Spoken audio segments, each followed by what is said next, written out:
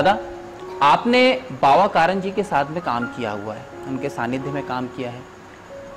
आप कुछ ऐसी बातें बता सकते हैं जो उनसे आपको सीखने को मिली हो और उनका काम करने का क्या तरीका था, ये हमारे दर्शक जानना चाहेंगे। विनीत जी, कारण जी के बारे में बोलना, ये थिएटर के मिथ हैं।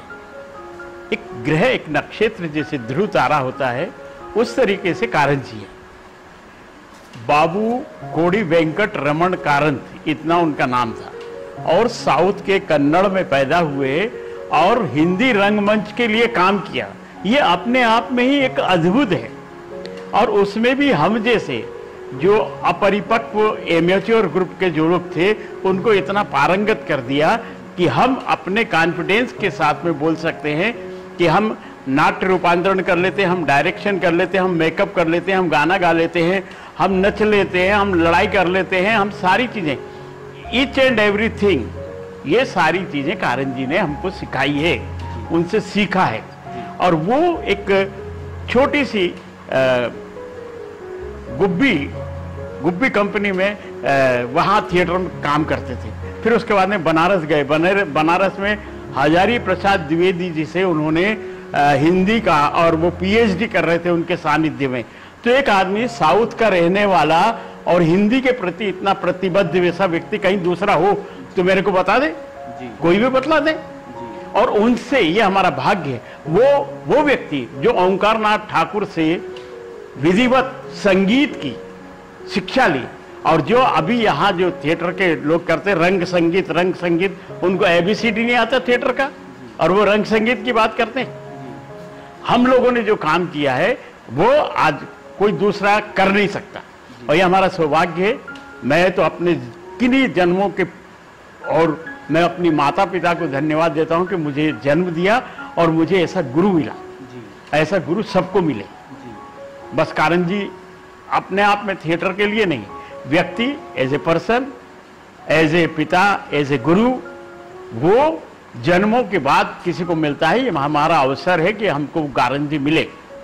कारण जी खुद अपने आप में एक, कह दूं मैं कि वो भरत मुनि थे या रंग ऋषि थे। कारण जी के सानिध्य में काम करना ही एक सौभाग्य की बात, क्योंकि वो व्यक्ति थिएटर को ही जीता था, थिएटर को ही ओढ़ता था, थिएटर को ही गाता था, थिएटर को ही बजाता था, थिएटर ही उनका सब कुछ था। थिएटर के अलावा वो व्यक्ति कुछ सोचता ही नहीं था। वो कहीं जाते भी थे तो उसमें भी ध्वनि देखते थे, प्रकृति से जाते थे तो जंगल में कैसे कलरव है, तो पक्षियों की क्या है, हर चीज को, और वो हमको ऑब्जर्व कराया। और हमको वो उन्होंने बस्तर, जो अबुझमाड़ बस्तर तक हमको लेके गए। हमारे साथ उस टूर में एक प्रसिद्ध जाने माने लेखक निर्मल वर्मा जी भी थे।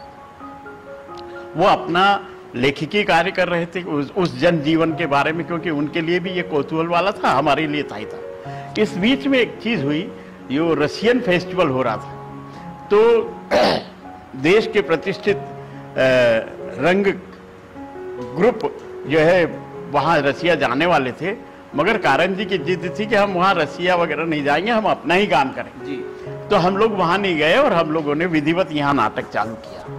तो कारण जी का जो काम करने का एक अलग तरीके का था, और हम लोगों को बहुत ठोक बजा के करते थे। तो जो एक नाटक उन्होंने विशाख किया था जयशंकर प्रसाद का, तो वो उतना पॉपुलर नहीं हुआ था जैसा कारण जी को उम्मीद थी कि मैं कैसे ब्लास्ट करूं। हर एक गुरु को या एक सृजनकर्ता को, एक सृजक को लगता है कि मेरा सृजन कैसा हो। तो फिर उन्होंने कमर्शियल प्ले, जिसको जो काफी हिट था, विजय तेंदुलकर जी का घासीराम कोतवाल उठाया।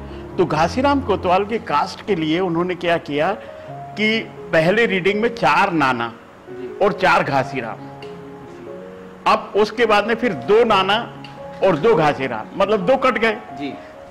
अब रहना एक ही को है जी। इत्तेफाक ये रहा कि वो घासीराम का रोल मुझे मिल गया, मेरी झोली में आ गया जी। तो मैं अपने आप में मतलब बहुत धन्य समझने लगा।